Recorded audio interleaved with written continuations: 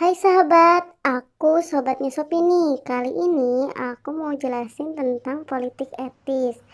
Nah, politik etis atau yang lebih dikenal dengan politik balas budi ini muncul pada abad 20 Masehi pada masa kolonial Belanda. Lama juga ya. Nah, secara historis, politik balas budi ini lahir sebagai kritik atas diberlakukannya kerja rodi dan tanam paksa oleh pemerintah Belanda terhadap pribumi. Nah, dalam politik etis ini, seolah-olah pemerintah kolonial bertanggung jawab atas kesejahteraan pribumi serta berhutang budi atas pengabdian pribumi dalam kerja rodi.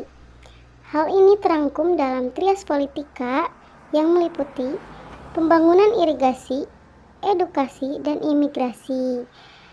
Trias Politika ini ditulis oleh Van de Venter dan terkenal dalam majalah The Gids tahun 1908 yang bunyinya sebagai berikut.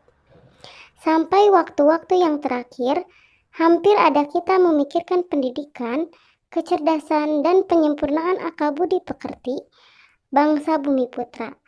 Asal pajak dibayarkan, kewajiban rodi, dan bertanam dilakukannya, asal kehidupan rakyat tidak sengsara, memadailah, maka senanglah hati pemerintah. Namun, menurut beberapa sumber, salah satunya dari tribunnews.com, sebenarnya penerapan politik etis ini semata-mata bukan murni untuk mencerdaskan dan mensejahterakan pribumi. Nah loh, kok bisa sih? Nah, politik etis yang digagas oleh Van de Venter ini semua hakikatnya untuk kepentingan kolonial Belanda. Irigasi misalnya untuk kepentingan industri pertanian dan perkebunan kolonial. Lalu pendidikan juga untuk tersedianya tenaga teknis pemerintahan kolonial yang murah. Serta imigrasi untuk pemindahan tenaga kerja rodi ke tempat lain ke daerah perluasan perkebunan kolonial. Wah, kalau emang bener jahat juga ya. Lalu bagaimana fenomena politik etis yang terjadi di zaman sekarang? Apakah sama dengan zaman kolonial? Simak terus video ini ya. Yang pertama ada Corporate Social Responsibility atau CSR sebagai model baru politik balas budi. Nah, CSR ini diyakini sebagai ekspresi kewajiban perusahaan yang peka terhadap stakeholder di sekitar lokasi bisnis.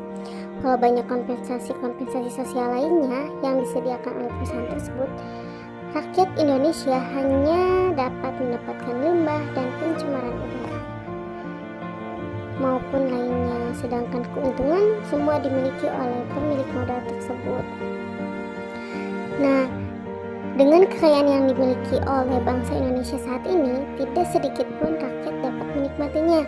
Menurut sumber dari tribunnews.com, semua sumber daya alam dinikmati oleh pihak penguasa modal asing, sedangkan rakyat hanya mendapatkan kompensasi yang tak lebih sebagai politik balas budi.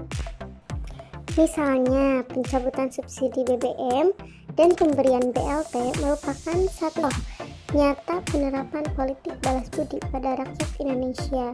Beberapa program-program belas kasihan lain yang diterapkan pemerintah yang menunjukkan secara jelas sedang dilakukan program penyegokan pada masyarakat.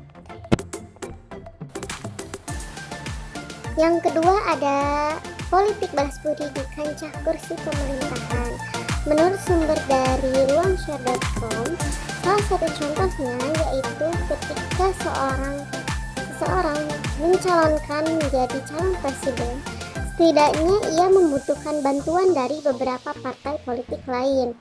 Nah, beberapa Partai politik lain itu sudah bukan menjadi rahasia umum lagi. Ketika sang capres menang, maka partai-partai tersebut dalam koalisinya akan menjalankan politik balas budi.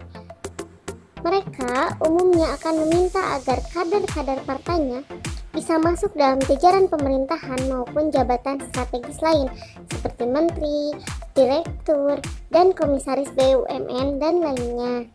Maka dengan tekanan politik, sang presiden pun akan menyetujui usulan dari adanya kontribusi orang-orang partai politik yang dulunya berkoalisi dengan dia.